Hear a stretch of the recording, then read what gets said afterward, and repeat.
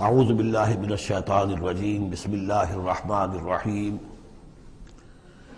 سبح اسم ربک الاعلی الذی خلق فسوی والذی قدر فہدی صدق اللہ العظیم۔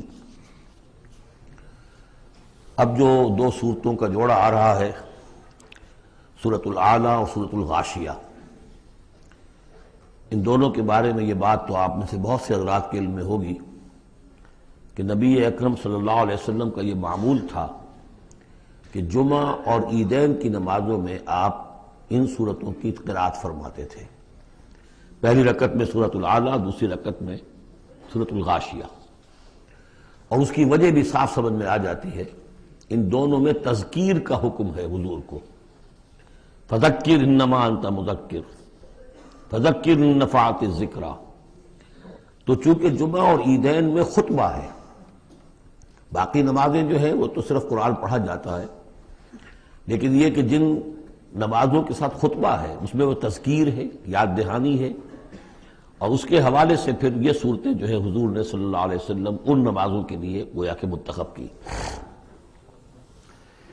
سبح اسم ربک الاعلی، باقی بیان کرو اپنے اس رب کے نام کی جو بہت بلند و بالا ہے۔ نام کا لفظ یہاں کیوں کہا گیا؟ اس لیے کہ ہمارا جو بھی کوئی ذہنی رشتہ ہو سکتا ہے اللہ تعالیٰ کے ساتھ، جہاں تک اس کی ذات ہے، وراء الورا ثم وراء الورا ثم وراء الورا، اس کا کوئی تصور ہمارے لیے ممکن نہیں، ہمارے تخیل سے، تصور سے، وراء الورا ثم وراء الورا، ہمارا جو بھی اس کے ساتھ ذہنی قلبی رشتہ ہے اس کے ناموں کے حوالے سے ہے۔ وَلِلَّهِ الْأَسْمَاءُ الْحُسْنَىٰ فَادْعُوهُ بِهَا، لہذا تسبیح بھی ہوگی اللہ کی، تحمید بھی ہوگی تو اللہ کے ان اسماء کے حوالے سے ہوگی۔ الذی خلق فسوی والذی قدر فہدی، یہ چار الفاظ جو ہے بہت قابل توجہ ہے۔ جیسے کہ اس سے پہلے ہم پڑھ چکے ہیں کہ تین الفاظ میں تخلیق کے عمل کو اللہ تعالیٰ نے واضح کیا تقسیم کرتے ہوئے، هو اللہ الخالق البارئ المصور۔ ایک شے کا پہلے ایک ذہن میں نقشہ بنتا ہے، پھر اس کا بالفعل اس کو پھر باہر جو ہے اس کا وجود آتا ہے، پھر اس کے فنشنگ ٹچز ہوتے ہیں، پھر تصویر ہے اس کی۔ الخالق الباری المصور، یہ سورہ حشر کے آخر میں جو اسماء کا گلدستہ ہے سب سے بڑا قرآن حکیم میں، اس میں آخر میں یہی تین ہیں۔ یہاں چار الفاظ ہیں، خلق فسوا۔ اس کو ہم یوں سمجھ سکتے ہیں کہ ایک ہے کسی چیز کا جو اصل حیولہ ہے وہ تیار کر دیا جائے، جس کی سادہ ترین مثال یہ ہے کہ بلڈنگ ہے، اس کا سٹرکچر کھڑا ہو گیا، اب اس کے بعد تسویہ ہے، اس کی چھان پھٹک کر کے اور اس کے سنوارنا ہے، اس کو، اس کے اندر ڈیکوریشن ہے، اس کے اندر مختلف جو ہے خوبصورتی کی چیزیں پیدا کرنی ہے، یہ تسویہ ہے۔ تو تخلیق ڈھانچہ کھڑا ہو جانا، اور تسویہ پھر اس کے اندر تمام چیزوں کو بہتر سے بہتر انداز میں فنشنگ ٹچز دینا۔ والذی قدر فہدی، اب ہر شے کی جو کہ ان دو مراحل سے گزر چکی ہے، تخلیق اور تسویہ کے دو مراحل سے، اب اس کے لیے ایک اندازہ مقرر کیا جاتا ہے، اس کی کیا کیپیبلٹیز ہیں، اس کی کیا پوٹینشیلٹیز ہیں، یا یوں کہیے اس کی کیا لیمیٹیشنز ہیں۔ اب ایک انسان ہے، اشرف المخلوقات ہے، لیکن اس کی یہ لیمیٹیشن ہے کہ وہ اڑ نہیں سکتا۔ پرندہ ہے، چھوٹی سی چڑیا ہے، اڑتی پھرتی ہے۔ تو ہر ایک نوع کی لیمٹس ہیں، ہر ایک نوع کے لیے اللہ تعالیٰ نے اس کی ایک تقدیر، اس کا ایک اندازہ جو ہے مقرر کر دیا ہے۔ پھر انواع کی تقدیر مقرر، انسانوں کی بھی تقدیر ہے، وہ جو میں بتا چکا ہوں، شاکلہ جو بنتا ہے، وہ جو بھی جینز آئے ہیں وہ تو اس کی گویا کہ گیون ہے اس کے لیے، کسی کو ذہانت والے ملے ہیں، کسی کے اندر جسمانی قوت والے زیادہ ہیں، کسی میں کوئی اور وصف ہے، تو یہ بھی اس کے لیے گیون ہے، اور اس سے اس کا شاکلہ تیار ہو جاتا ہے، اس کی شخصیت کا ایک سانچہ بنتا ہے۔ اب ظاہر بات ہے کہ اس کے اندر جو بھی اب وہ محنت کرے گا اس کے اندر اندر کرے گا، اس سانچے سے باہر نہیں نکل سکتا۔ جیسے انگریزی کی کہاوت کہہ لیجئے یا جو بھی اسے کہیں، کہ وہ کہتے ہیں کہ you can't outgrow your skin, یہ کھال جو ہے ہمارے جسم پر چڑھی ہوئی ہے، آپ کتنے ہی موٹے ہو جائیں، میں اور کتنا ہی پھیل جاؤں، لیکن کھال سے باہر تو نہیں نکلوں گا، کھال وہ پھیلتی چلی جائے گی، تو کھال کے اندر رہنا ہے۔ اسی طرح وہ جو سانچہ بن گیا ہے انسان کی شخصیت کا، نیکی کریں گے تو اسی کے اندر اندر کریں گے، بدی کریں گے تو اس کے اندر اندر کریں گے۔ اب اس کی کوانٹٹی جو ہے وہ اللہ تعالیٰ کے ہاں فیصلہ کن نہیں ہے، اللہ تعالیٰ یہ دیکھ لے گا کہ اس شخص کے اندر کتنی کیپیبلٹی تھی، اس کے حساب میں اس نے کیا کیا۔ ایک شخص 100 درجے تک جا سکتا تھا، وہ گیا ہے 50 درجے تک. ایک شخص جا ہی سکتا تھا 50 تک اور وہ 50 تک چلا گیا، تو وہ 50 تک جو ہے وہ 100% کامیاب ہو گیا اور یہ جو ہے ناکام شمار ہو جائے گا. تو یہی بات جو ہے میں نے وضاحت پہلے بھی کر دی تھی کہ لا یکلف اللہ نفسا الا وسعها، کسی بھی جان کو اللہ تعالیٰ مکلف نہیں ٹھہرائے گا، رسپانسبل نہیں ٹھہرائے گا مگر اس کی وسعت کے مطابق. یہ انڈیویجول سا جو ہے وسعت ہر شخص کی، اس کا شاکلہ، یہ گویا کہ اس کی ذاتی تقدیر ہے. فہدا چوتھی چیز ہے کہ ہر شے کا ایک اندازہ مقرر کرنے کے بعد پھر ایک جبلی ہدایت اس کو دے دی جاتی ہے، چلو ادھر. پہلی جبلی ہدایت ہے جس کا ذکر آ جائے گا ابھی تھوڑی دیر کے بعد. جبلی ہدایت جو ہے وہ ہر بکری کے اندر ہدایت ہے کہ یہ چیز تمہارے کھانے کی ہے، یہ کھانے کی نہیں ہے. بہترین گوشت اس کے سامنے ڈال دیجئے وہ تو نہیں کھائے گی، تو جبلی ہدایت ہے اس کی. اور گوشت کی اور جو ہے آپ شیر کے سامنے بہت اچھی سبزیاں ترکاریاں لا کے ڈال دیجئے، وہ دیکھے گا بھی، تھوکے گا بھی نہیں، ان کو اسے گوشت چاہیے. یہ ہے ہر جبلی ہدایت. پھر جبلی ہدایت کے اوپر پھر ہدایت کے اور مراحل ہیں جو اللہ تعالیٰ دیتا ہے، پھر وہ اپنی کتابیں نازل فرماتا ہے، اپنے نبی بھیجتا ہے. یہ گویا کہ ہدایت کی تکمیل ہے، ورنہ ہدایت تو بنیادی طور پر جو ہے ہر جبلت کے اندر بھی اللہ نے ودیت کر دی ہے. تو یہ ہر کریشن کے لیے یہ 4 الفاظ جو یہاں آئے، سبح اسم ربک الاعلی الذی خلق فسوی والذی قدر فہدی والذی اخرج المرعی، وہی ہے کہ جو نکالتا ہے چارہ زمین سے، فجعلہ غثاء احوا، جو شروع میں تو گھاس اگی ہے تو بڑی خوبصورت ہریاول جو ہے، اس کے بعد وہ سیاہ پڑ جاتا ہے اور چورا چورا ہو جاتا ہے. سنقرئک فلا تنسیٰ، اے نبی ہم آپ کو پڑھا دیں گے، آپ بھولیں گے نہیں. یہ بھی وہی بات ہے جو سورہ قیامہ میں آ چکی ہے، ولا تحرک بہ لسانک لتعجل بہ ان علینا جمعہ وقرآنہ، ہمارے ذمہ ہے، آپ یہ مشقت زیادہ اپنے اوپر نہ لیں، یہ ہم کام کر دیں گے، آپ کے سینے میں اس کو جمع کر دیں گے اور پڑھوا دیں گے، ترتیب بھی بتا دیں گے. سنقرئک فلا تنسیٰ الا ما شاء اللہ، سوائے اس کے جو اللہ چاہے. تو اگر اللہ چاہے، فرض کیجئے اس لیے بات کو واضح کرنے کے لیے، اللہ بلانا چاہے گا تو آپ لاکھ اپنی زبان کو حرکت دیتے رہیں، اللہ تعالیٰ کی قدرت سے تو آپ باہر نہیں نکل سکتے. آخر اللہ تعالیٰ قدیر ہے اللہ شے پر. لیکن یہ کہ یہ صرف اس امکان کو ظاہر کرنے والی بات ہے، اس کا یہ مطلب نہیں کہ اس سے یہ نکل آتا ہے کہ قرآن مجید کی کوئی آیت جو ہے اللہ نے بھلوا بھی دی محمد کو صلی اللہ علیہ وسلم. یہ ایسے ہی ہے، قل ان کان للرحمن ولد فانا اول العابدین، اگر اللہ کا کوئی بیٹا ہو تو سب سے پہلے میں پوجوں گا اسے. تو یہ اس طرح کی چیز ہے. الا ما شاء اللہ انہ یعلم الجہر وما یخفی، وہ اللہ تعالیٰ جو ہے وہ تو جانتا ہے، خواہ کوئی بلند آواز سے بات کہی جائے اور خواہ اسے چھپایا جائے. وَنُيَسِّرُكَ لِلْيُسْرَىٰ، اب یہ لفظ یہاں نوٹ کر لیجئے، یہ آگے بڑھ کر ایک مضمون کھلے گا اس سے. اور سہج سہج تیسیر، یسر سے باب تفعیل، آسان کرنا، اور سہج سہج تھوڑا تھوڑا رفتہ رفتہ ہم آپ کو آسان بنا دیں گے. کس چیز کے لیے؟ یسرا، وہ بڑی جو آسانی ہے جنت وہاں پہنچائیں گے، اور جو بڑی کامیابی ہے دنیا میں دین کا غلبہ وہاں بھی پہنچا دیں گے، لیکن سہج سہج ہوگا. اس کے لیے اپنا ایک تدریج ہے جو ہماری حکمت میں، ہمارے علم میں ہے. ویسے ہم چاہیں آنے واحد میں کر دیں، دین کا غلبہ ہو جائے، کوئی رہے نہ دشمن، آنے واحد میں تمام انسان جو ہے اور تمام جنات کو ابو بکر جیسا بنا دیں، ہم بنا سکتے. لیکن یہ کہ ہماری جو حکمت تخلیق ہے اس میں یہی ہوگا، تیسیر، آہستہ آہستہ. اور یہ فلسفہ آگے چل کر بہت کھلے گا. وَنُيَسِّرُكَ لِلْيُسْرَىٰ فَذَكِّرْ إِن نَّفَعَتِ الذِّكْرَىٰ، آپ تو یاد دہانی کراتے رہیے اگر فائدہ دے سمجھانا. اور اس میں در حقیقت یہ ہے کہ ذکر جو ہے اللہ تعالیٰ کا اور اللہ تعالیٰ کی تذکیر جو ہے، اگر تو کہہ دیا ہے یہاں پر اگر فائدہ پہنچائے، لیکن اس کا یہ مطلب نہیں کہ اگر فائدہ پہنچائے تبھی تذکیر کی جائے. اس لیے کہ آگے آ رہا ہے سَيَذَّكَّرُ مَن يَخْشَىٰ، یعنی آپ اگر تذکیر کریں گے تو جس کے دل میں کچھ خوف ہے اس کو تو فائدہ ہو جائے گا نا. آپ تذکیر فرما رہے ہیں، نئی وحی آ گئی ہے، اسے آپ نے پڑھ کر سنایا ہے، وہ جن کو پرواہ نہیں ہے ان کو تو فائدہ نہیں ہوگا، لیکن آپ کے اہل ایمان ساتھیوں کے علم میں اضافہ ہوگا، ان کے اندر اور جو ہے ایمان جو ہے بڑھے گا. سَيَذَّكَّرُ مَن يَخْشَىٰ وَيَتَجَنَّبُهَا الْأَشْقَىٰ، البتہ جو شقی ہے، بدبخت ہے، وہ اس کا اپنا پہلو کترا جائے گا، وہ پہلو موڑ لے گا. الذی یصلی النار الکبریٰ، جس کا انجام پھر یہ ہونا ہے کہ وہ بڑی آگ میں جھونکا جائے گا، داخل ہوگا بڑی آگ میں. ثم لا یموت فیہا ولا یحییٰ، پھر نہ اس میں وہ مرے گا اور نہ زندہ رہے گا، نہ زندوں میں نہ مردوں میں.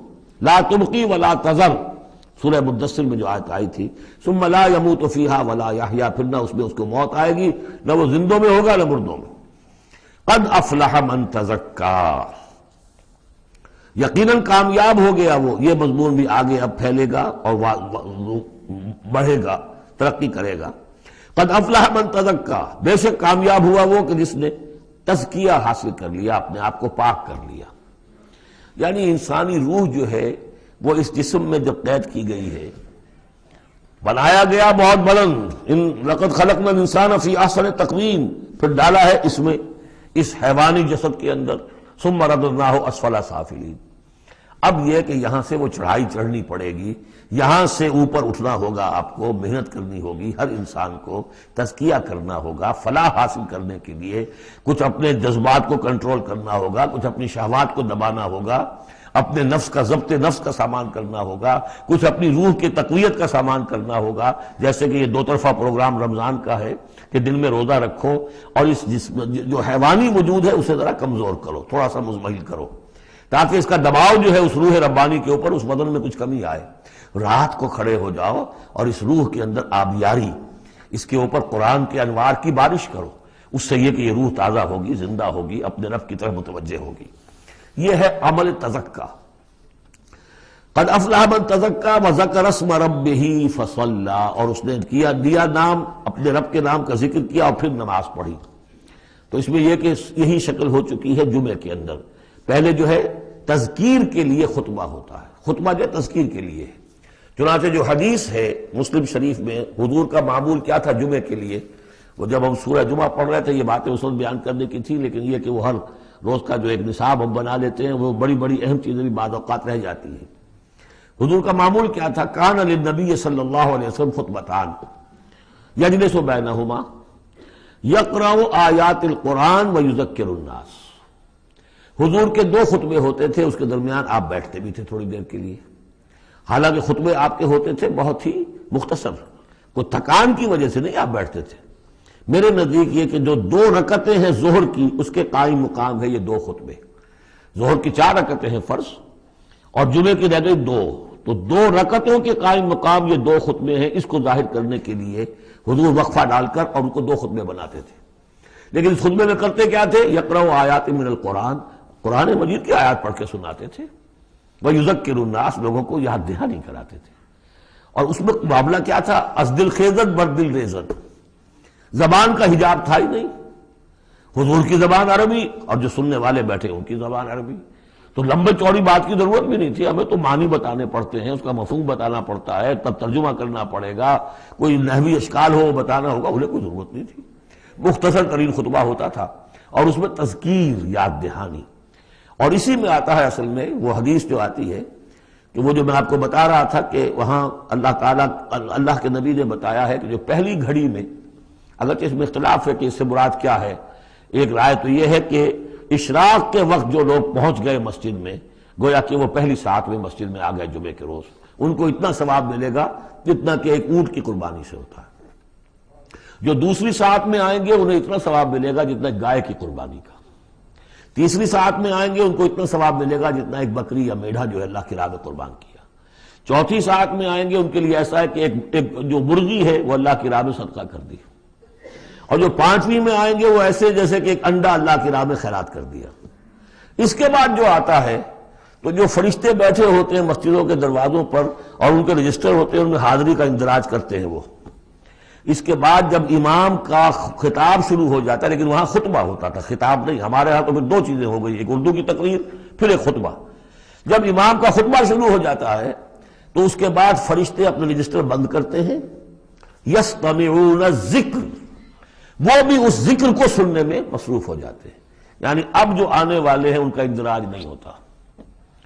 اب اس میں جو تعویل کی علماء نے، اور علماء میں سے شاہ ولی اللہ دہلوی کی بھی تعویل ہے یہ کہ ایک تو یہ کہ اس سے مراد یہ ہماری ساعتیں نہیں ہیں بلکہ کچھ خفی ساعتیں ہیں، یہ اگرچہ مجھے اختلاف ہے ان کی رائے سے۔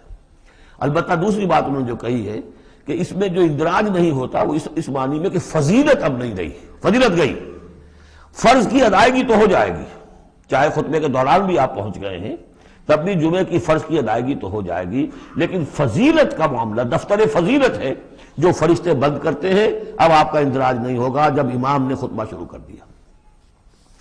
تو وہ ہے کہ ذکر اسم ربہ، پہلے خطبے میں اللہ کا نام لیا، ذکر کیا، پھر نماز پڑھی۔ یہ ترتیب گویا کہ جمعے کے اندر ہو رہی ہے۔ بل تؤثرون الحیات الدنیا، تمہارا اصل مرض کیا ہے؟ تم دنیا کی زندگی کو ترجیح دیتے ہو۔ اللہ اللہ خیر صلی اللہ، میں نے یہی کہا تھا نا کہ بما قدم واخر، کسے آگے رکھا کسے پیچھے رکھا، سارا فیصلہ تو اس میں ہے۔ مقدم آخرت ہے اور دین ہے یا دنیا ہے؟ یا تو آپ نے مقدم بنا دیا آخرت کو تو جتنی دنیا مل جائے اللہ کا فضل ہے، اللہ کی طرف سے دین ہے، بونس ہے۔ لیکن اگر آپ نے مقدم بنا لیا دنیا کو تو پھر آپ گئے۔ بس یہ ہے سارا کانٹے کی بات جو ہے۔ تو اس حوالے سے بل تؤثرون الحیات الدنیا کلا بل تحبون العاجلہ وتذرون الآخرہ، تمہارا اصل مرض یہ ہے، تم اس عاجلہ سے محبت کرتے ہو، اس کا نفع بھی نقد، نقصان بھی نقد، تکلیف بھی فوراً محسوس ہو گئی اور راحت بھی فوراً محسوس ہو گئی، اور آخرت کا نفع نقصان بھی قرض ہے، ادھار ہے، اس کی تکلیف اس وقت محسوس نہیں ہو رہی۔ انگارے بھر رہے ہیں اپنے پیٹ کے اندر، لیکن وہ انگارے اس وقت پیٹ کو جلا نہیں رہے ہیں، وہ انگارے ظاہر ہو جائیں گے قیامت کے اندر، وہ جلائیں گے اس وقت، لیکن انگارے بھر اس وقت رہے ہو۔ جو فرمایا کہ جو یتیموں کا مال ہڑپ کرتے ہیں ناحق طور پر، اولئک ما یاکلون فی بطونہم الا النار، وہ آگ بھر رہے ہیں اپنے پیٹوں کے اندر، لیکن اس وقت وہ آگ ٹھنڈی ہے، شوگر کوٹڈ ہے، اوپر اس کے انسولیشن ہے، وہ آپ کے معدے کو جلاتی نہیں جا کر، لیکن وہی ہے تو آگ۔ بہرحال تم ترجیح دیتے ہو دنیا کو، والآخرۃ خیر وابقیٰ، جبکہ آخرت بہتر بھی ہے اور باقی رہنے والی ہے۔ ان ھذا لفی الصحف الاولی، یہی بات تھی پرانے صحیفوں میں۔ اصل میں یوں سمجھیے کہ جو کانٹے کی بات ہے وہ یہ ہے، جو اصل شے ہے ہدایت اور ضلالت کی جو بات ہے، راز وہ یہ ہے، کس کو مقدم کس کو مؤخر، دنیا یا آخرت۔ صحف ابراہیم و موسیٰ، صحف اولی یعنی ابراہیم کے صحیفے اور موسیٰ کے صحیفے، ان کا ذکر پہلے بھی آیا ہے۔ تو موسیٰ کے صحیفے ہمیں معلوم ہے، ابراہیم کے نہیں۔ جیسا کہ میں نے عرض کیا، میری ایک رائے ہے کہ جو ہندوؤں کے ہے اپنشد، وہ میرے نزدیک صحف ابراہیمی کی بگڑی ہوئی بدلی ہوئی شکلیں۔ سورۃ الغاشیہ، بسم اللہ الرحمن الرحیم، هل اتاک حدیث الغاشیہ، کیا پہنچ چکی ہے تمہارے پاس اس ڈھانپ لینے والے کی خبر، وہ جب آئے گی قیامت ڈھانپ لے گی۔ وجوہ یومئذ خاشعہ، یہ مضمون دیکھیے سورہ قیامہ میں بھی آیا تھا، وجوہ یومئذ ناظرۃ الی ربہا ناظرہ ووجوہ یومئذ باسرۃ تظن ان یفعل بہا فاقرہ۔ پھر سورہ عبس میں آ چکا ہے، وجوہ یومئذ مسفرۃ ضاحکۃ مستبشرہ ووجوہ یومئذ علیہا غبرۃ ترہقہا قطرہ۔ یہاں دیکھیے وجوہ یومئذ خاشعہ، بہت سے چہرے اس دن ہوں گے ذلیل ہوئے دبے ہوئے جھکے ہوئے، عاملۃ ناصبہ، ایسے کہ جیسے بڑی کوئی مشقت جھیلی ہے، اس کا تکان کے اثرات ہے، ایگزاسٹڈ ہے۔ تصلیٰ نارا حامیہ، وہ داخل ہوں گے ایک تپتی ہوئی آگ میں، دہتی ہوئی آگ میں۔ تسقیٰ من عین آنیہ، انہیں پلایا جائے گا وہ پانی کے جو کھولتا ہوا ہوگا، ایک ایسا چشمہ جس کا پانی کھولتا ہوا ہوگا۔ لیس لہم طعام الا من ضریع، نہیں ہوگا ان کے لیے کھانے کے لیے غذا مگر جھاڑ کانٹوں والا، کانٹوں والی جھاڑیاں، یا وہ زقوم جس کا ذکر پہلے ہو چکا ہے۔ لا یسمن ولا یغنی من جوع، نہ تو وہ موٹا کرے اور نہ وہ بھوک ہی کو مٹائے۔ یعنی یہ کہ کھانے کے دو ہی فائدے ہوتے ہیں، آپ کے جسم کو تقویت حاصل ہو، یا یہ کہ کم سے کم بھوک کا احساس تو ختم ہو جائے، ان دونوں میں سے کوئی شے نہیں ہوگی۔ اب اس کے برعکس وجوہ یومئذ ناعمہ، بہت سے چہرے ہوں گے اس روز تر و تازہ، جیسے کہ ناز و نام میں پلے ہوئے لوگ ہوتے ہیں ان کے چہرے۔ لسعیہا راضیہ، وہ اپنی سعی اور جو بھی انہوں نے دنیا میں محنت کی تھی اور اس کے جو بھی انہوں نے مشقت کی تھی، سار و قربانی کا معاملہ کیا تھا، اس کا جو نتیجہ ان کے سامنے آئے گا اس سے راضی ہوں گے۔ لسعیہا، یہ انہی کی کوشش تھی، محنت تھی، لیکن آج اللہ نے قبول فرما دی۔ اولئک کان سعیہم مشکورا، وہ لوگ ہوں گے کہ جن کی سعی جو ہے اللہ تعالیٰ کے یہاں مقبول ہو جائے گی تو وہ راضی ہوں گے۔ فی جنت عالیہ، ایک باغ میں جو بہت بلند ہوگا، اونچا۔ لا تسمع فیہا لاغیہ، اس میں وہ کوئی لغو بات بھی نہیں سنیں گے، کوئی لغو بات سننے سے بھی انسان کو کوفت ہوتی ہے۔ تو اور تو کوئی بات کیا جھوٹ سننا یا کوئی الزام، یہ تو اس کا سوال نہیں، لغو بات بھی نہیں سنیں گے۔ فیہا عین جاریہ، اس میں ایک چشمہ ہے جاری، چلتا ہوا بہتا ہوا۔ فیہا سرر مرفوعہ، اس میں اونچے تخت ہیں رفیع۔ واکواب موضوعہ، اور آب خورے ہیں، کپس ہیں، جام ہیں کہ جو رکھے ہوئے بڑے حساب سے، بڑی عمدگی سے چنے ہوئے۔ وہ نمارق و مصفوفہ، اور قالین ہیں جو صف کے اندر بچھائے ہوئے ساتھ کے ساتھ لگا کر۔ وہ ذرابی و مبسوسہ، اور مخمل کے نہالچے ہیں جو ہر جگہ جگہ پھیلے ہوئے ہیں، تھوڑی دیر کے لیے ادھر جا کے بیٹھنا ہے تو وہاں بھی ہے۔ افلا ينظرون الى الابل كيف خلقت، یہ وہ آیات ہے قرآن کی کہ جس میں جو علامہ اقبال نے کہا ہے کہ آبزرویشن، دیکھو اور پھر نتیجے نکالو۔ یہ جو کلچر ہے یہ قرآن نے پیدا کیا ہے۔ توہمات، ایسے ہی بنائے ہوئے عقائد جن کے لیے کوئی سند نہیں، نہ عقل میں ہے اور نہ نقل میں ہے۔ یا تو وہی ہے، ریویلڈ نالج ہے جو اس میں ہے، عقل میں آئے یا نہ آئے وہ اللہ کی بات ہے، وہ ماننی ہے۔ لیکن اس کے بعد اس سے ماورا کوئی بات جو خلاف عقل ہے وہ نہیں مانیں گے۔ وہ پھر ہونی چاہیے ان السمع والبصر والفؤاد کل اولئک کان عنہ مسئولا، پھر اس سے ہے۔ تو اب دیکھو، افلا ینظرون الی الابل کیف خلقت، تو کیا یہ غور نہیں کرتے، دیکھتے نہیں ہیں کہ اونٹوں کو کیسے بنایا گیا ہے، ان کے جسم کی کتنی ہم آہنگی ہے ان کے ماحول کے ساتھ۔ پورے ہفتے انہیں پانی نہ ملے لیکن وہ چلتے رہیں گے، کھانے کو نہ ملے چلتے رہیں گے۔ ان کے پاؤں ایسے بنائیں کہ دھستے نہیں ہیں ریت کے اندر۔ کیف خلقت وإلی السماء کیف رفعت، اور آسمان کیسے اس کو بلند کیا گیا ہے۔ یہ اسٹرانومی والوں کا فیلڈ ہے، وہ سمجھے کیسے ہے یہ۔ وإلی الجبال کیف نصبت، اور یہ جو پہاڑ ہے یہ کیسے گاڑ دیے گئے، یہ جیولوجی والوں کا فیلڈ ہے، وہ اس پر تحقیق کریں۔ وإلی الأرض کیف سطحت، اور زمین کو نہیں دیکھتے کیسی بچھا دی گئی ہے۔ ویسے اس کا ایک خاص وہ سمجھ لیجئے پس منظر بھی ہے کہ کن چیزوں کی طرف، ویسے تو ہر کائنات کی ہر شے اللہ کی نشانی ہے۔ ان فی خلق السماوات والارض واختلاف اللیل والنہار والفلک التي تجری فی البحر بما ينفع الناس وما انزل اللہ من السماء من ماء فاحیا به الارض بعد موتها وبث فیہا من کل دابۃ وتصریف الرياح والسحاب المسخر بین السماء لآیات لقوم یعقلون، ہر شے آیت ہے۔ شیخ سعدی کہتے ہیں برگ درختان سبز در نظر ہوشیار، ہر ورق دفترست از معرفت کردگار۔ یہ جو درخت ہیں ان کے جو پتے ہیں یہ ہرے ہرے پتے، جو دیکھنے والی آنکھ ہے اس کو تو یہ ان میں سے ہر پتا ایک دفتر نظر آتا ہے معرفت کا، اللہ تعالیٰ کی معرفت کا۔ اور آج ہمیں معلوم ہوا ہے کچھ نہ کچھ، آج سے پہلے لوگوں کو معلوم نہیں تھا کہ ہر پتے میں ایک فیکٹری ہے، فوٹو سنتھسس کی فیکٹری ہے، کہ جو یہ سولر انرجی ہے اسے وہ جذب کر رہی ہے اور اس کو جو ہے کنورٹ کر رہی ہے، وہی انرجی ہے جو لکڑی کے اندر سٹور ہو رہی ہے، پھر آپ لکڑی جلا کر نکال لیتے ہیں، یہ آگ کہاں سے آ گئی؟ وہی سولر انرجی، اس کی سورس وہی ہے، اور اس سولر انرجی کو، سورج کی اس حرارت کو جذب کر رہا ہے یہ پتا، اور وہاں وہ عمل جاری، ہر پتا ایک فیکٹری ہے فوٹو سنتھسس کی۔ تو برگ درختان سبز در نظر ہوشیار، ہر ورق دفترست از معرفت کردگار۔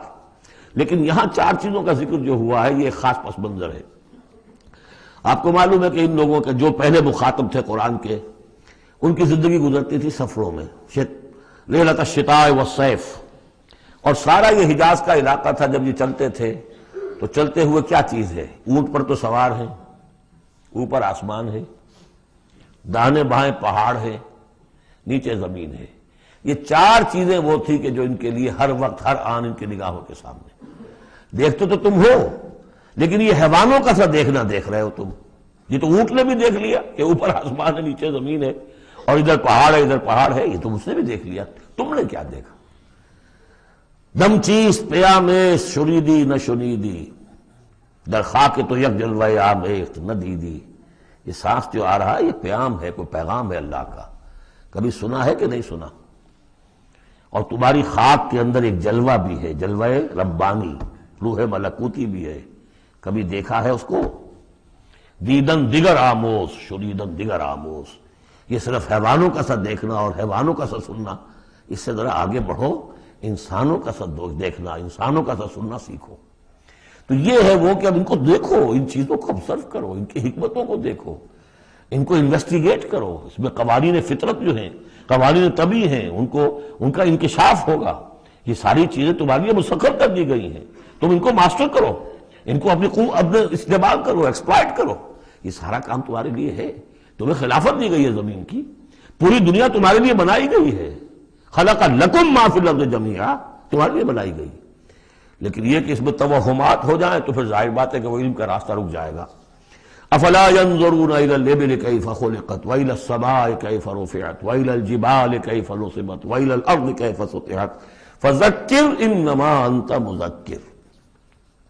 تو اے نبی آپ نصیحت کرتے رہیے، تذکیر کرتے رہیے، ان کو بتاتے اور سکھاتے رہیے، یاد دہانی کرتے رہیے، آپ تو بس یاد دہانی کرانے والے ہیں، آپ ان کے اوپر لست علیہم بمسیطر، آپ کو داروغہ نہیں ہے کہ کان پکڑ کر لے آئیں ان کو ہدایت کے راستے پر، یہ آپ کا کام نہیں۔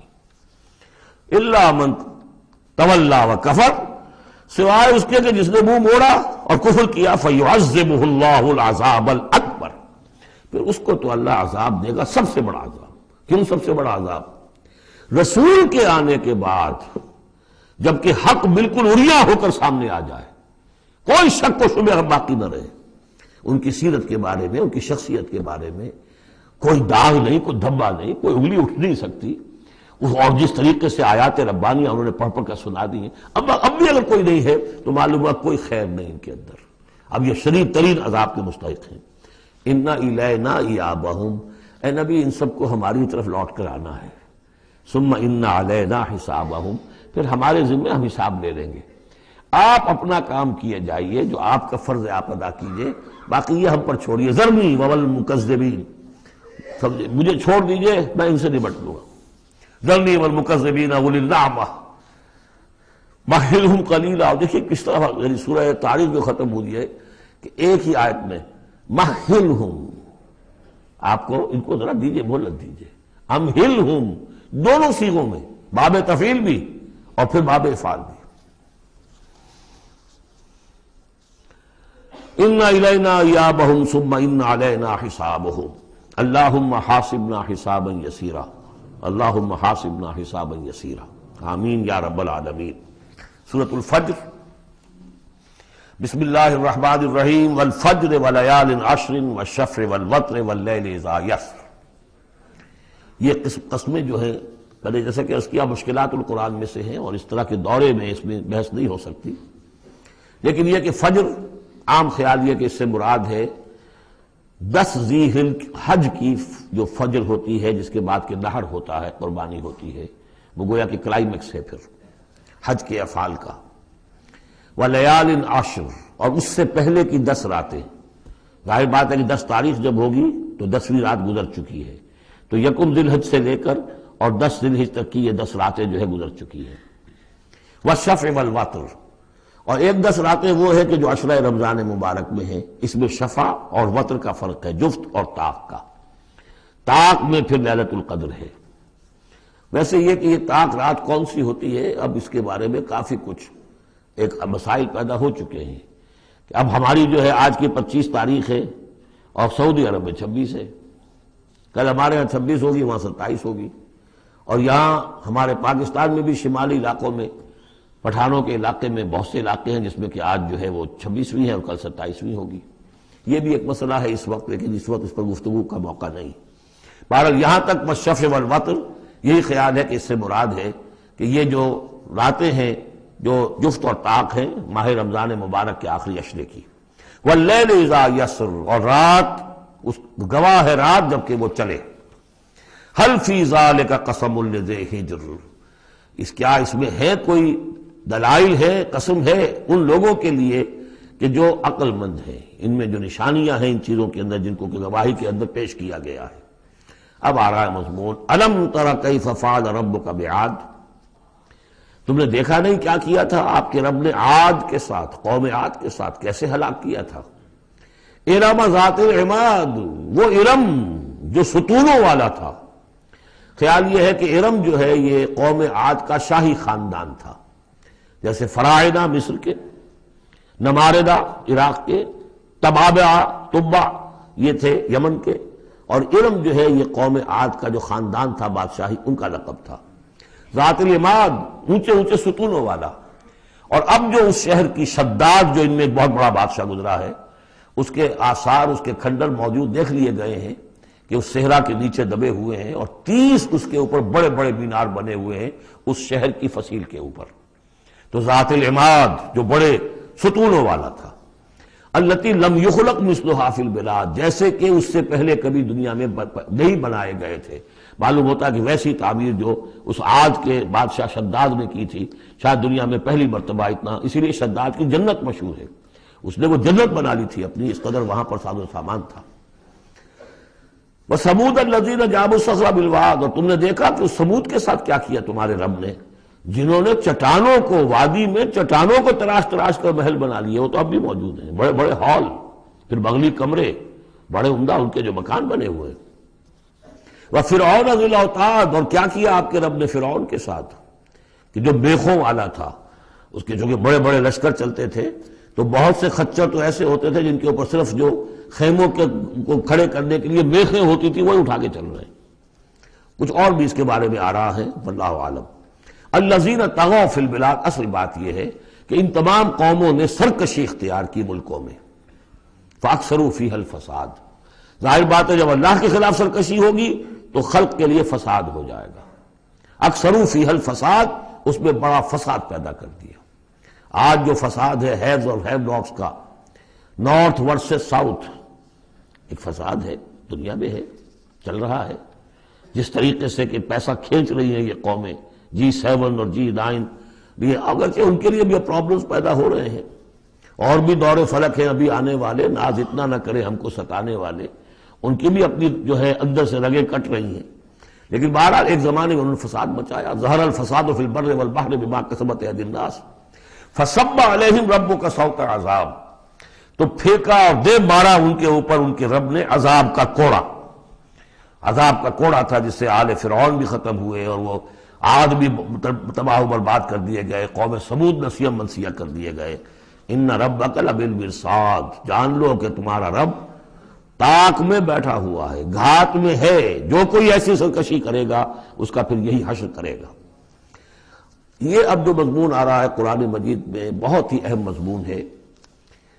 فَأَمَّا الْإِنسَانُ إِذَا مَا ابْتَلَاهُ رَبُّهُ فَأَكْرَمَهُ وَنَعَّمَهُ فَيَقُولُ رَبِّي أَكْرَمَنِ، انسان کا معاملہ یہ ہے کہ جب اس کا رب اسے آزماتا ہے، اسے عزت دیتا ہے، نعمتیں دیتا ہے، تو وہ کہتا ہے میرے رب نے مجھے عزت دی۔ وَأَمَّا إِذَا مَا ابْتَلَاهُ فَقَدَرَ عَلَيْهِ رِزْقَهُ، جب اسے آزماتا ہے اور اس کا رزق جو ہے اس پر تنگ کر دیتا ہے، راشننگ کر دیتا ہے، تھوڑا تھوڑا دیتا ہے، فَيَقُولُ رَبِّي أَهَانَنِ، تو وہ کہتا ہے میرے رب نے مجھے ذلیل کر دیا۔ کلا، ایسا نہیں ہے۔ آپ کو کیا خرابی نظر آئی اس میں؟ کوئی شرک نہیں ہے۔ اس نے یہ تو نہیں کہا کہ مجھے نعمتیں دی ہیں تو کوئی لکشمی بائی کی کرم کی کرپا ہو گئی ہے، یہ تو نہیں کہا۔ اللہ نے، میرے رب نے مجھے عزت دے دی، اور اگر کہیں تنگی آ گئی ہے تو یہ میرے رب نے مجھے ذلیل کر دیا۔ توحید تو مکمل ہے نا یہاں، کہ کسی اور دیوی دیوتا، کسی اور الہہ کا تذکرہ نہیں ہے، رب ہی نے مجھے عزت دی، رب ہی نے مجھے ذلیل کیا۔ تو عز من تشاء و تذل من تشاء، اے اللہ تو ہی ہے جس کو چاہتا عزت دیتا ہے، جس کو چاہتا ذلیل کر دیتا ہے۔ تو کیا خرابی کیا ہے اس میں؟ اس میں خرابی یہ ہے کہ اس دنیا میں جو کچھ تمہیں ملتا ہے تم اسے عزت مت سمجھو، یہ امتحان ہے، اور اگر کبھی تنگی آتی ہے اسے ذلت نہ سمجھو، یہ بھی امتحان ہے۔ یہ برابر ہے، یہ تم نے اسے عزت سمجھا دھوکہ کھا گئے، اس کو ذلت سمجھا دھوکہ کھا گئے۔ چاہے توحید انٹیکٹ ہے آپ کی، لیکن توحید جو ہے وہ تو یوں سمجھیے کہ جڑ بنیاد ہے نا ہدایت کی، اس سے اوپر بھی تو منزلیں ہیں ہدایت کی کہ نہیں۔ یہ امتحان ہے۔ ایک لفظ جو کامن ہے، اذا ما ابتلاہ ربہ فاکرمہ، جب اسے ابتلا میں ڈالا اور ابتلا میں عزت دی۔ دیکھیں اب کرتا کیا ہے، صبر کر، یہ شکر کرتا ہے، اپنی جو بھی ہم نے اس کو نعمتیں دی ہیں وہ حقداروں کو ان کے حق ادا کرتا ہے کہ نہیں کرتا ہے۔ یہ عزت نہیں ہے، عزت تو تب ہوگی جب تم اس امتحان میں پورے اترو گے۔ ذالک یوم التغابن، وہ تو قیامت میں پتہ چلے گا کہ کس کے لیے عزت تھی کس کے لیے نہیں۔ کسی کو تنگی دی ہے تو یہ ذلت نہیں ہے، دیکھنا ہے صبر کرتا ہے کہ نہیں کرتا۔ کہیں یہ بالکل مستر ہو کر اور اپنی عزت نفس جو ہے ہتھیلی پر رکھ کر لوگوں کے سامنے مانگنے کے لیے تو نہیں نکل جاتا، پتہ چل گیا نا۔ تو یہ امتحان ہے۔ تو پہلا درجہ سمجھیے کہ چاہے فراوانی ہو، عیش ہو، آرام ہو، دولت ہو، یہ بھی امتحان، تکلیف ہے، رنج ہے، محنت ہے، مشقت ہے، اسرت ہے، تو یہ بھی امتحان، دونوں برابر ہو گئے۔ اب بھی ہدایت اس سے اوپر بھی ہے ایک۔ ہمارے دل میں یہ چور رہے گا پہلا امتحان آسان ہے دوسرا مشکل ہے، نہیں، حقیقت اس کے برعکس ہے۔ پہلا مشکل ہے، یہ دولت میں رہ کر بھول جانے کا آپ کے اندر زیادہ امکان ہے۔ میں نے حدیث آپ کو سنائی تھی، ما قل و کفا خیر مما کثر و الہا، اگر زیادتی ہوگی، دولت ہوگی، تم اللہ کو بھول جاؤ گے تو زیادہ سخت نقصان یہ ہے، زیادہ بڑا امتحان یہ ہے۔ اور اگر ناپ تول کر مل رہا ہے تو ہر وقت اللہ یاد رہے گا، یہ ہلکا ہے، اگر حقیقت وہ بھاری ہے۔ اور اسی میں وہ واقعہ لوٹ کر لیجئے امام احمد ابن حنبل رحمۃ اللہ علیہ کا، کہ جب وہ مار پڑ رہی تھی کہ جس کے بارے میں الفاظ ہے کہ ہاتھی کو بھی وہ مار پڑتی تو بلبلا اٹھتا، اس وقت آنکھوں میں آنسو نہیں آئے۔ کب آئے؟ جب بادشاہ وقت، خلیفہ وقت کا ایلچی آیا ہے اشرفیوں کے توڑے لے کر کہ یہ بادشاہ نے آپ کے لیے نذرانہ بھیجا ہے، تب رو پڑے، اے اللہ میں اس امتحان کے قابل نہیں ہوں، یہ امتحان سختر ہے۔ تو یہ ہے درجہ بدرجہ، لَتَرْكَبُنَّ طَبَقًا عَنْ طَبَقٍ، تو ہدایت کے بھی یہ درجے ہیں۔ پہلا درجہ تو یہ ہے کہ جو بھی ہے اللہ کی طرف سے ہے، تنگی ہے تو اللہ کی طرف سے، اور فراوانی ہے تو اللہ، یہ توحید تو پوری ہو گئی آپ کی، اللہ کی طرف سے۔ لیکن اس میں اب آگے درجے ہیں کہ یہ امتحان ہے، یہ بھی امتحان، وہ بھی امتحان، اس اعتبار سے دونوں بھی امتحان ہیں، یہ دونوں برابر ہیں۔ اس سے بھی اوپر یہ ہے، وہ امتحان مشکل ہے فراوانی والا، اور یہ امتحان جو ہے یہ آسان ہے۔ فَأَمَّا الْإِنسَانُ إِذَا مَا ابْتَلَاهُ رَبُّهُ فَأَكْرَمَهُ وَنَعَّمَهُ فَيَقُولُ رَبِّي أَكْرَمَنِ وَأَمَّا إِذَا مَا ابْتَلَاهُ فَقَدَرَ عَلَيْهِ رِزْقَهُ فَيَقُولُ رَبِّي أَهَانَنِ كَلَّا۔ لیکن چونکہ تمہاری ذہنیت یہ ہے، لہذا تمہارا طرز عمل کیا ہے؟ بَلْ لَا تُكْرِمُونَ الْيَتِيمَ، تم یتیم کی عزت نہیں کرتے، وَلَا تَحَاضُّونَ عَلَىٰ طَعَامِ الْمِسْكِينِ، تم مسکینوں کو، غریبوں کو کھانا کھلانے پر ایک دوسرے کو اکساتے بھی نہیں ہو، خود تو کیا کھلاؤ گے، اس لیے کسی اور سے اگر کہہ دیں گے تو وہ پلٹ کر کہہ دے گا تم کیوں نہیں کھلا دیتے، لہذا بہتر یہ ہے کہ خاموش رہو۔ وَلَا تَحَاضُّونَ عَلَىٰ طَعَامِ الْمِسْكِينِ وَتَأْكُلُونَ التُّرَاثَ أَكْلًا لَمًّا، اور تم چاہتے ہو کہ ساری وراثت اور میراث سمیٹ کر تم ہی ہڑپ کر جاؤ۔ اور وہ رواج وہاں پر یہ تھا، ہندوؤں میں تو اب تک بھی شاید ہے، کہ وہ بڑا بیٹا جو ہے بس وہی وارث ہے، باقی کسی کا کوئی حق ہوتا ہی نہیں۔ یہ تو قرآن نے دیا ہے تفصیلی قانون وراثت۔ باقی یہ ہے کہ جس شخص کا ہاتھ پڑ گیا اور جس میں جو بڑا کوئی طاقتور ہے وہ چھوٹے بہن بھائیوں کو کیا دیتا تھا؟ کچھ بھی نہیں۔ تم چاہتے ہو کہ ساری میراث تم جمع کر کے ہڑپ کر لو۔ وَتُحِبُّونَ الْمَالَ حُبًّا جَمًّا، اور مال سے تو تم محبت کرتے ہو ٹوٹ کر، وہ تو گویا کہ کوٹ کوٹ کر بھری ہوئی ہے تمہارے دل میں۔ کلا، یہ دو صورتیں اس اعتبار سے ان کو ذہن میں رکھیے کہ خاص عرب کا جو ایک معاشرہ تھا، اس کا ایک کلچر تھا، اس کی ایک ثقافت تھی، اس کی تصویر ہے جو ان دونوں صورتوں میں آ رہی ہے۔ ایک ان کا اپنا ثقافت کا، ان کا ماحول، غریبوں کو کھانا کھلانا، یہ ان کے ہاں سمجھا جاتا تھا اچھا کام ہے، لیکن یہ کہ جو لوگ دولت کی محبت میں مبتلا ہو گئے وہ کیسے کریں گے اس کو؟ اور جو بھی وہاں پر ہو رہا تھا، زوردار جو بھی ہے طاقت والا، سب کو سمیٹ لیتا تھا۔ کَلَّا اِذَا دُکَّتِ الْأَرْضُ دَکًّا دَکًّا، اس آیت کے ترجمے دو بھائیوں نے علیحدہ کیے ہیں۔ دو بھائی کون؟ امام الہند شاہ ولی اللہ دہلوی کے فرزندان گرامی رحمت اللہ علیہ و رحمت اللہ علیہما، باپ پر بھی رحمت ہو اللہ کی اور دونوں بیٹوں پر بھی۔ یہ موضع القرآن میں شاہ عبد القادر صاحب نے ترجمہ کیا ہے، جبکہ زمین کو کوٹ کوٹ کر پست کر دیا جائے گا، ہموار کر دیا جائے گا، اذا دکت الارض دکا دکا۔ اور جو ان کے بھائی ہیں شاہ رفیع الدین رحمہ اللہ، وہ کہتے ہیں کہ جبکہ زمین کو ریزہ ریزہ کر دیا جائے گا۔ اب عربی زبان کے اندر یہ سارے احتمالات ہوں گے، میں پہلے ترجمے کو ترجیح دیتا ہوں کہ زمین کو کوٹ کوٹ کر چپٹا کر دیا جائے گا، پھیلا دیا جائے گا۔ وَجَاءَ رَبُّكَ وَالْمَلَكُ صَفًّا صَفًّا، سورہ حاقہ میں آپ نے پڑھا تھا کہ اس روز فَيَوْمَئِذٍ فَإِذَا انشَقَّتِ السَّمَاءُ فَكَانَتْ وَرْدَةً كَالدِّهَانِ، یہ تو ہم نے پڑھا سورہ رحمان میں۔ اور پھر یہ کہ وہاں پڑھا بھربھرا سا ہو جائے گا، وَالْمَلَكُ عَلَىٰ أَرْجَائِهَا، اس کے کناروں کے اوپر جو ہیں وہ فرشتے ہوں گے، وَيَحْمِلُ عَرْشَ رَبِّكَ يَوْمَئِذٍ یہ عرش ربک فوقہم یومئذ ثمانیہ، اور 8 فرشتے اس روز اللہ کے عرش کو لے کر اتریں گے. جاء ربک والملک صفا صفا. اس سے اندازہ ہوتا ہے کہ قصہ زمین برسر زمین ہی طے ہوگا. جو ہم نے کمایا، جو گنوایا، یہی کمایا یہی گنوایا. کوئی نیکی کمائی تو یہاں اور کوئی بدی کمائی تو یہاں. یہ سارا قصہ زمین زمین ہی پر ہوگا. زمین کو پھیلایا جائے گا، مدت کھینچا جائے گا، چپٹا کر دیا جائے گا، کوٹ کوٹ کر پہاڑ چڑھا دیے جائیں گے، وہ ریت روئی کے گالے بن جائیں گے. نہ اس میں کہیں کوئی موڑ ہوگا، نہ اونچائی ہوگی، نہ ڈھلوان ہوگی. سورہ طٰہٰ میں ایک بار سے. تو یہ ساری چیزیں کر کے پھر یہیں پر اللہ تعالیٰ کا نزول اجلال ہوگا، اس کی کوئی تجلی ہوگی جس کو لے کر کے خاص طور پر 8 فرشتے جو ہیں وہ نازل ہوں گے. وَجَاءَ رَبُّكَ وَالْمَلَكُ صَفًّا، فرشتے ہوں گے صفے باندھے ہوئے. وَجِيءَ يَوْمَئِذٍ بِجَهَنَّمَ، اور لے آئی جائے گی اس دن جہنم بھی. اور جیسا کہ میں نے عرض کیا، غالباً وہ اسی زمین میں سے نکل آئے گی. یہی جو اندر موجود ہے، جو لاوا نکلتا ہے کبھی، ان تمام جو بھی یہ آتش فشاں پہاڑ ہوتے، کہاں سے نکلتا ہے؟ یہ اندر ہے زمین کے. اگر اس کو کوٹ دیا جائے، اس کو کھینچا جائے تو وہی چیز ظاہر ہو جائے گی، سامنے آ جائے گی. واللہ عالم.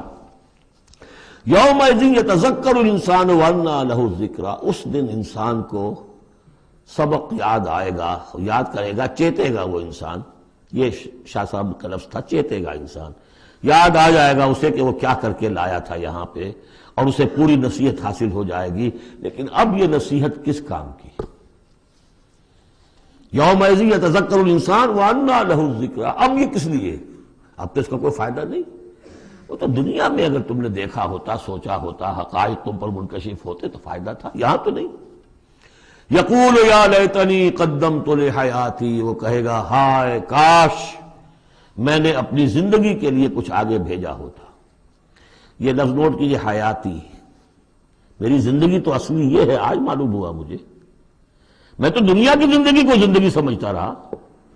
وہ زندگی نہیں تھی، وہ زندگی کی تمہید تھی. وہ ایک امتحانی وقفہ تھا. چھانٹی کرنے کے لیے اللہ تعالیٰ نے تمہاری بڑی طویل زندگی میں، وہ زندگی برطرز اندیشہ سود و زیاں ہے زندگی، ہے کبھی جاں اور کبھی تسلیم جاں ہے زندگی. تو اسے پیمانہ امروز و فردا سے نہ ناپ، جاویداں پہ ہم دواں ہر دم جواں ہے زندگی. اس زندگی کا تھوڑا سا حصہ کاٹ لیا موت کا وقفہ ڈال کر. یہ ہے آپ کا ٹیسٹنگ پیریڈ. خلق الموت والحیات لیبلوکم ایکم احسن عملا.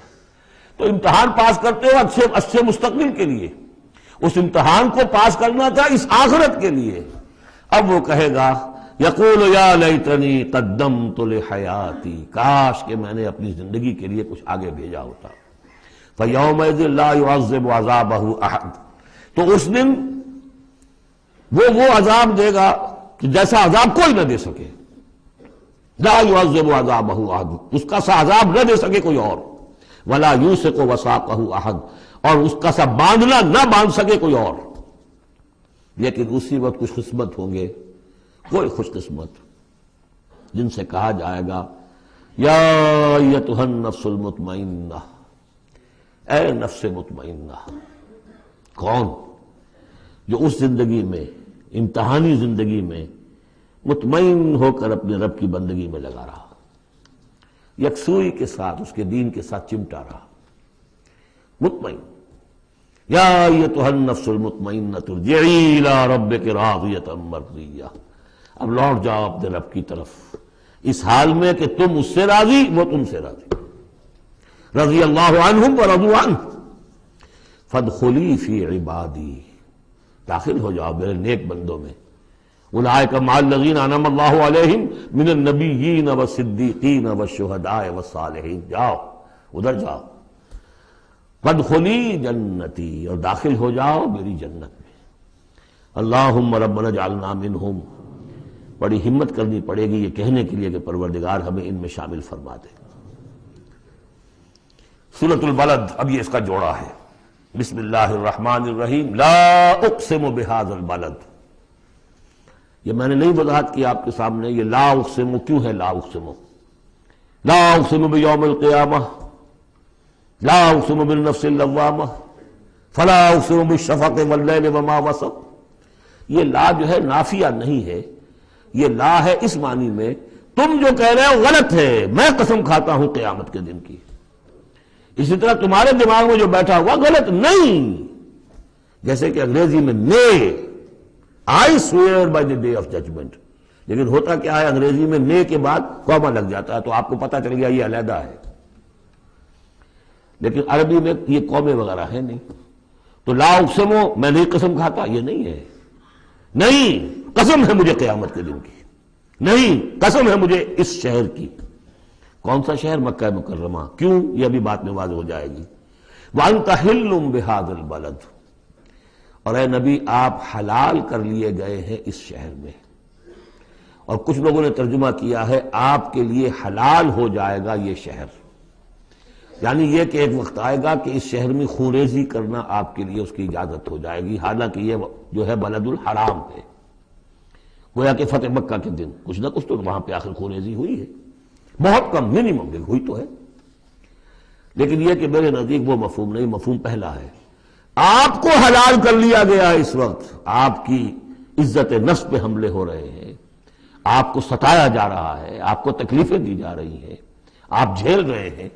دیکھیے ایک تو یہ شہر ہے وادی غیر ذی زرع جس میں کچھ پیدا ہی نہیں ہوتا، وہاں کی زندگی ویسے ہی مشقت والی زندگی تھی، اس کے اوپر to add fuel to fire, اے نبی آپ پر اب یہ جو مشقت پڑی ہوئی ہے کہ آپ دعوت حق کے ضمن میں جو مشقتیں جھیل رہے ہیں تو ہم اس کی قسم کھا رہے ہیں۔ لا اقسم بہذا البلد وانت حل بہذا البلد ووالد وما ولد، اور تیسری قسم والد اور اولاد، یہ ایک اور مشقت ہے جو انسان پر ہے، اولاد کا پالنا، پروان چڑھانا، پرورش کرنا، کتنا بڑا بوجھ۔ یہ قسمیں کھا کر کیا کہا؟ لقد خلقنا الانسان فی کبد، ہم نے انسان کو محنت و مشقت ہی میں پیدا کیا ہے۔ یہ گویا کہ اس کے ساتھ جوڑ لیجئے، یا ایھا الانسان انک کادح الی ربک کدحا فملاقیہ، تو میں نے اس وقت بھی عرض کیا تھا غالب کے جو دو اشعار ہیں، قید حیات و بند غم اصل میں دونوں ایک ہیں، موت سے پہلے آدمی غم سے نجات پائے کیوں؟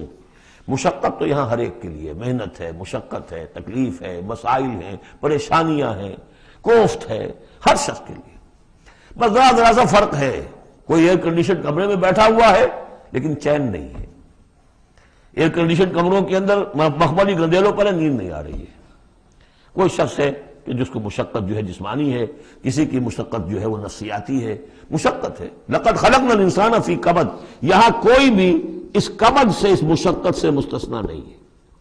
قید حیات و بند غم اصل میں دونوں ایک ہیں، موت سے پہلے آدمی غم سے نجات پائے کیوں؟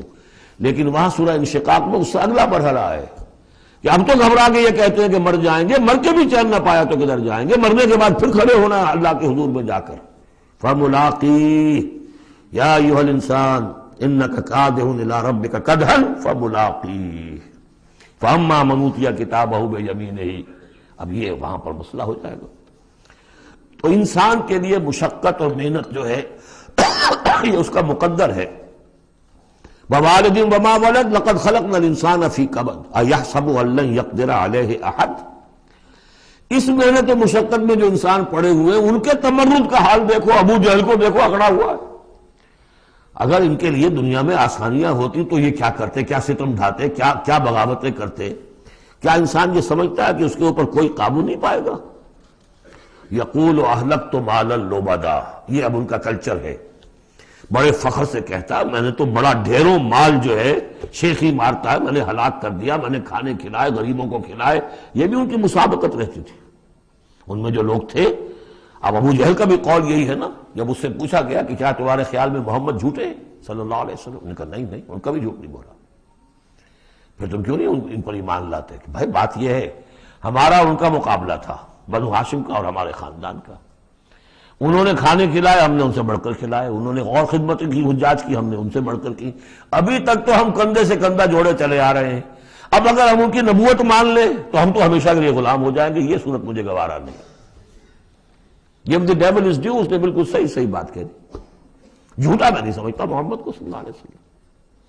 کتنا اخلاقی روب تھا حضور کا اس پر، وہ ہم پڑھ لیں گے آگے چل کر، جب سورہ علق ہم پڑھیں گے، وہ بعد میں اسی وقت کے لیے موضوع ہے۔ تو وہ شیخی مارتے تھے میں نے اتنا مال ہلاک کر دیا، اتنا خرچ کیا، اتنا غریبوں پہ لٹایا. اَيَحْسَبُ أَن لَّمْ يَرَهُ أَحَدٌ، کیا اس کا گمان ہے اسے کسی نے دیکھا نہیں ہے؟ اگر تو واقع تم اسے نیکی کی تھی تو جس کے لیے نیکی کی تھی اس نے تو دیکھ لیا ہے، بیان کیوں کر رہا ہے؟ اگر اللہ کو راضی کرنے کے لیے کوئی کیا تھا تو اس کے تو علم ہے. أَلَمْ نَجْعَل لَّهُ عَيْنَيْنِ، کیا ہم نے اس کو دو آنکھیں نہیں دی؟ وَلِسَانًا وَشَفَتَيْنِ، اور زبان دی اور دو ہونٹ دیے. وَهَدَيْنَاهُ النَّجْدَيْنِ، اور ہم نے اس کو راہ دکھلا دی دو گھاٹیوں کی. دو گھاٹیوں کی ہدایت دے دی. اس میں عام رائے تو یہ ہے کہ اس سے مراد ہے نیکی اور بدی، لیکن یہ کہ مجھے اس رائے سے زیادہ اتفاق ہے جن کے خیال میں اس سے مراد ہے ماں کی دو چھاتیاں. ابھار ہوتے ہیں، نجدین اس کو کہتے ہیں جو چیز ابھری ہوئی ہو. یہ جبلی ہدایت ہے جو بچہ لے کر آیا ہے. کس نے پڑھایا اس کو؟ کس نے یہ سکھایا ہے اس کو کہ جاؤ چوسو اور تمہارے اندر دودھ آ جائے گا، تمہیں جو ہے غذا مل جائے گی؟ یہ ہدایت ہے اللہ کی. وہ میں نے اس کہتے جبلی ہدایت. الذی خلق فسوی والذی قدر فہدی، یہ ہدایت تو وہ لے کے آیا بچہ. اسے معلوم میری غذا کہاں ہے. اس کی ماں میں، اس کے منہ میں جاتا ہے ماں کا دودھ اور وہ اس کو چوستا ہے اور پیتا ہے. کہیں سے سیکھ کر آیا ہے، کوئی ٹریننگ اس کو دی گئی. وَهَدَيْنَاهُ النَّجْدَيْنِ، بہرحال دونوں معنی آپ ذہن میں رکھیے. فَلَقْتَحَمَ الْعَقَبَةَ، لیکن وہ گھاٹی کو عبور نہ کر سکا. گھاٹی کون سی ہے بھائی؟ وَمَا أَدْرَاكَ مَا الْعَقَبَةُ، جانتے ہو وہ گھاٹی کون سی ہے؟ فَكُّ رَقَبَةٍ، کسی گردن کا چھڑا دینا، آزاد کر دینا، کسی غلام کو آزاد کرا دینا اپنا مال خرچ کر کے، یا کسی مقروض کا قرضہ ادا کر دینا اپنے مال سے. او اطعام فی یوم ذی مسغبہ، یا کھانا کھلا دینا بھوک کے دن جبکہ اپنے بھی لالے پڑے ہوئے ہو، قحط کا عالم ہو، اور آدمی کو نظر آ رہا ہو کہ میرا اپنا سٹور بھی جو ہے گندم کا ختم ہو رہا ہے، پھر بھی کھانا کھلائے بھوکے کو. یتیماً ذا مقربۃ، اس یتیم کو کہ جو قرابت دار بھی ہے، بھتیجا ہے، بھانجا ہے. او مسکیناً ذا متربہ، یا وہ محتاج جو مٹی میں رل رہا ہے. ثم كان من الذين آمنوا وتواصوا بالصبر وتواصوا بالمرحمہ. دیکھیے یہ ہے وہ فلسفہ جو سورہ حدید میں آیا تھا، اب اچھی طرح سمجھ لیجئے. اس میں سے انسان کا اس گھاٹی میں سے نکل جائے گا تو آگے رستہ صاف ہے. وہ اصل جو بریک لگا ہوا ہے وہ مال کی محبت کا ہے. اس کو کھولو گے پھر گاڑی چلاؤ، چلے گی گاڑی. جس کے دل میں یہ مال کی محبت ہے، جو مال کو خرچ نہیں کر سکتا کسی بھی ضرورت مند کے اوپر، کسی ادائے حقوق کے اندر، اب وہ شخص جو ہے وہ تو گویا کہ اس گھاٹی سے نکلا ہی نہیں. اسے ایمان کی کہاں نعمت میسر آئے گی. ایمان لے بھی آئے گا اس حال میں تو منافق ہوگا. سمجھ رہے میری بات کو؟ اگر یہ گند دل میں سے نکلا نہیں، پاک نہیں ہوا، تو ایمان لے بھی آئے گا کسی وجہ سے تو منافق بنے گا، مومن تو نہیں بن سکتا صحیح معنی میں. اس گندگی کو دور کرو، جیسا کہ ہم نے وہاں پڑھا تھا، اعلموا ان اللہ یحیی الارض بعد موتها قد بینا لکم الآیات لعلکم تعقلون ان المصدقین والمصدقات واقرضوا اللہ قرضا حسنا یضاعف لهم ولهم اجر کریم والذین آمنوا باللہ ورسلہ. یہ منزل طے کر کے اگر ایمان لایا ہے انسان تو اولئک هم الصدیقون والشہداء، وہ ان کے مراتب عالیہ کھلے ہوئے ہیں. ادھر جاؤ یا ادھر جاؤ اپنی استاد طبع اور مزاج کے مطابق. یہاں بھی وہی ہے، پہلے یہ کام کیے ہو فلقتحم العقبہ، اگر اس گھاٹی کو عبور کر لے. اور گھاٹی کون سی ہے؟ فک رقبۃ او اطعام فی یوم ذی مسغبۃ یتیما ذا مقربۃ او مسکینا ذا متربہ ثم کان من الذین آمنوا وتواصوا بالصبر وتواصوا بالمرحمہ. زمین کے اندر سے یہ گند آپ نے نکال دیا، شوریلی زمین کے اندر جو بھی تھا اس کو صاف کر کے اب بیج ڈالیے ایمان کا. ثم، یہ زمین تیار ہو گئی ہے، اب بیج ڈالیے. ثم کان من الذین آمنوا، پھر ہوا وہ ان لوگوں میں شامل کہ جو ایمان لائے اور تواصوا بالصبر وتواصوا بالمرحمہ. یہ وہ مضمون یہاں آ گیا ہے، والعصر ان الانسان لفی خسر الا الذین آمنوا وعملوا الصالحات وتواصوا بالحق وتواصوا بالصبر. اور یہاں پہ ترتیب بدلی ہوئی ہے، وہاں ایمان کے بعد عمل صالح یا عمل صالح کے بعد ایمان ہے.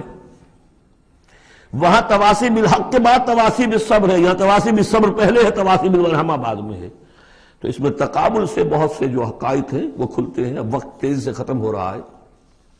ثم کان من الذین آمنوا وتواصوا بالصبر وتواصوا بالمرحمہ، اگر اس گھاٹی کو عبور کر کے آدمی آئے اور پھر وہ ایمان لانے والوں میں شامل ہو تو پھر اس کا معاملہ اولئک هم الصدیقون والشہداء عند ربهم، اولئک اصحاب المیمنہ، یہ ہوں گے میمنہ والے، داہنے والے۔ وہ داہنے والا ہم پڑھ چکے ہیں سورہ واقعہ میں بھی، فاصحاب الیمین ما اصحاب الیمین واصحاب الشمال ما اصحاب الشمال فالسابقون السابقون کنتم ازواجا ثلاثا، تین گروہوں میں تم تقسیم ہو جاؤ گے۔ پھر یہ بھی ہو سکتا ہے ان کو جو اعمال نامے دیے جائیں گے داہنے ہاتھ میں دیے جائیں گے، ان کو جو اعمال نامے تھمائے جائیں گے وہ بائیں ہاتھ میں تھمائے جائیں گے۔ اولئک اصحاب المیمنہ، ویسے یمن کا لفظ آتا ہے خوش بختی کے لیے، تو یہ خوش بخت لوگ ہیں، یہ کامیاب ہو گئے، یہ رشد اور سعادت کی منزلوں کو پا گئے، یہ فوز اور فلاح تک پہنچ گئے۔ والذین کفروا بآیاتنا، اور جو لوگ ہماری آیات کا انکار کریں گے، ہم اصحاب المشأمہ، وہ ہوں گے کم بختی والے، وہ ہوں گے شومی قسمت، وہ ہم نے جو وہاں پہ پڑھا تھا، یہ مشأمہ جو ہے یہ ہوں گے کم بختی والے۔ علیہم نار موصدہ، ان پر آگ بند کر دی جائے گی، یعنی ایک وہ ہے آگ کہ جس کا باہر نکل رہے ہیں، لپٹیں نکل رہی ہیں، ایک یہ کہ بند کر دیا جائے تو ساری حرارت اندر ہی اندر رہے، گویا کہ جیسے دم پخت کہتے ہیں آپ، پوری کی پوری جو ہے ان کے اوپر آگ موند لی جائے گی۔ علیہم نار موصدہ، اللہ تعالی ہمیں اس سے بچائے اور ہمیں اللہ تعالی اپنی شان غفاری اور شان رحیمی کی طفیل ہمیں اصحاب جنت میں داخل فرمائے۔ بارک اللہ لی ولکم فی القرآن العظیم۔